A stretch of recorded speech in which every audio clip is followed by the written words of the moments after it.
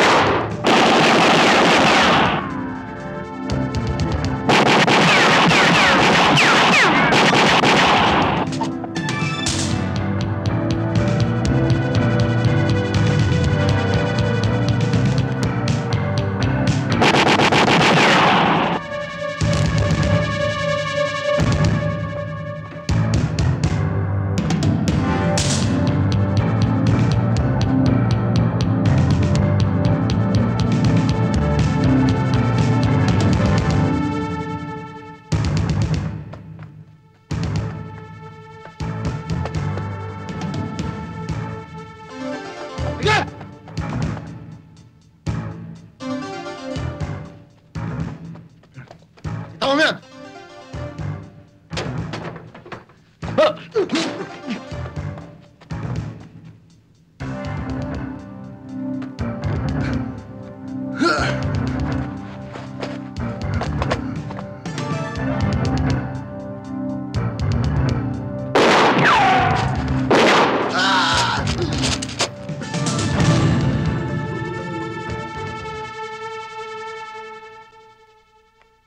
Abogado ka pala eh. Eh bakit nagtsatsaga ka sa sweldo ng pulis? Bukod sa maliit, lagi pa nasasabit sa mga kaso.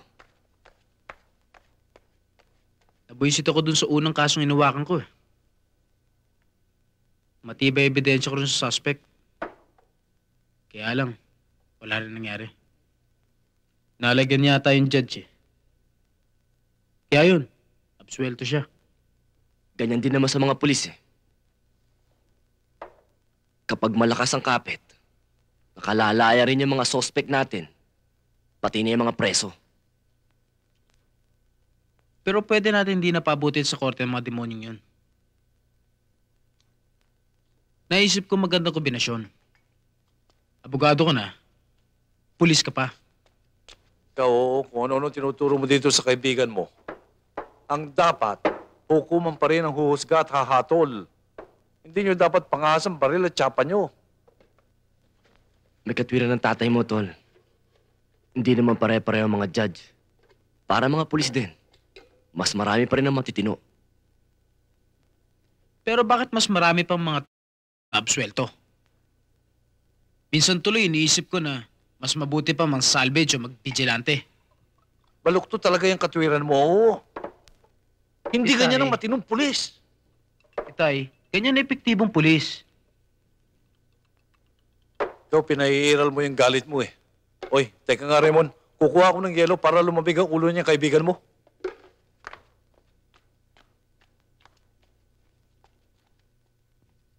Dati kang aktivista, no? Oo, sumasama ako sa demonstrasyon nun. Eto nga, oh. Souvenir isang parang nakasagupa namin sa Mindiola. Eh bakit nagpulis ka? Patay na sana ako ngayon kung hindi ako nailigtas na isang pulis. At isa pa, masasabi ko sa mga kasamahan kong pulis kung ano talaga ang panig ng mga kasamahan kong aktivista noon. Sa palagay mo ba, wala na rito yung pagiging aktivista mo? Ewan ko. Basta ang mahalaga sa akin ngayon, ang maging mabuting pulis.